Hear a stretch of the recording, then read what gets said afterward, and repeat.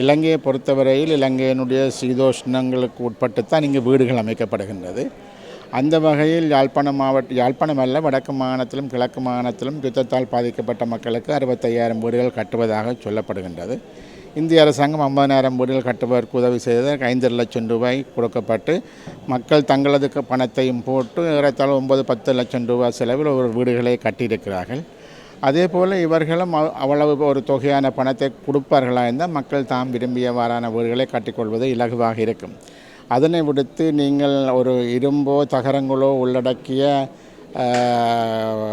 வீடுகளை உலக பல்தேசிய கம்பெனிகள் வந்து கட்டுகின்ற பட்சத்தில் அவை உக்கிப்போனால் அவற்றை மீண்டும் திருத்துவது, மாற்றீடு செய்வது போன்ற பல பிரச்சனைகள் அங்கு எழுவதற்கான நியாயங்கள் இருக்கின்றது.